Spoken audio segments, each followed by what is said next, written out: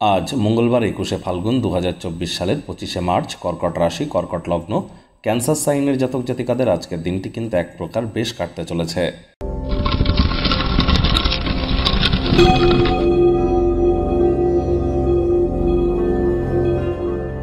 ভিডিওটির শুরুতেই স্ক্রিনে আপনারা দেখতে পাচ্ছেন মঙ্গল গ্রহের বীজ মন্ত্র ওম ক্রাং ক্রিং ক্রং স ভূমায় নামা।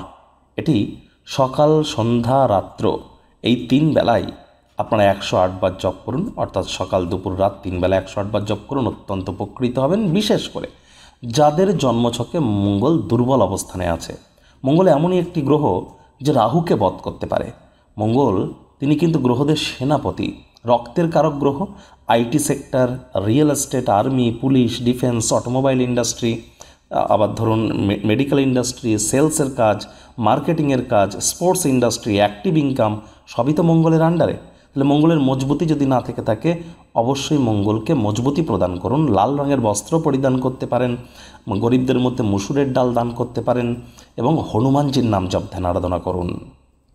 ভাগ্য মিটার আজ আপনাদের বলছে 6.5 আউট অফ 10 ভাগ্য আপনাদের অনুকূলেই থাকবে।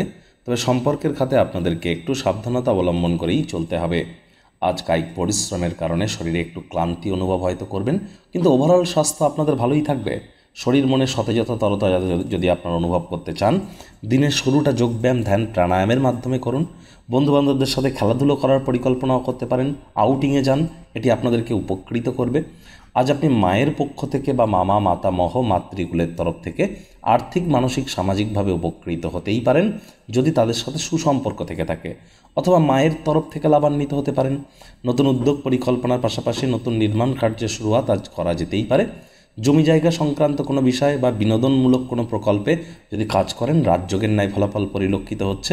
যারা চাকরিজীবী আছেন তাদের অফিসের পরিবেশ এক প্রকার বেশ। বস কলিগদের সাথে ভাব ভালোবাসা বাড়বে, কর্মে গতি অনুভব করবেন। নিজের মেধা, দক্ষতা, ট্যালেন্টের দৌলতে প্রশংসার পাত্রপাত্রীও আপনারা হতে চলেছেন। রাজনীতিবিদ যারা আছেন, জনসংযোগ বৃদ্ধি করুন।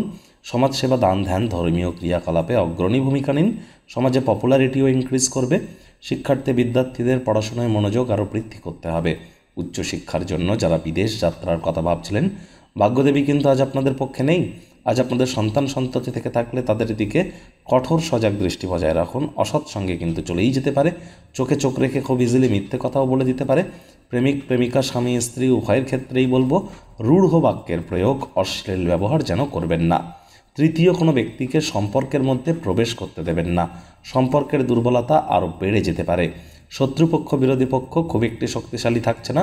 পরিবার, পরিজন, নিকটে স্থানীয় ব্যক্তিবর্গ, বন্ধু স্বজনদের উপরে জোর করে নিজের মতামতকে জাহির করতে গেলেই কিন্তু ক্ষতি।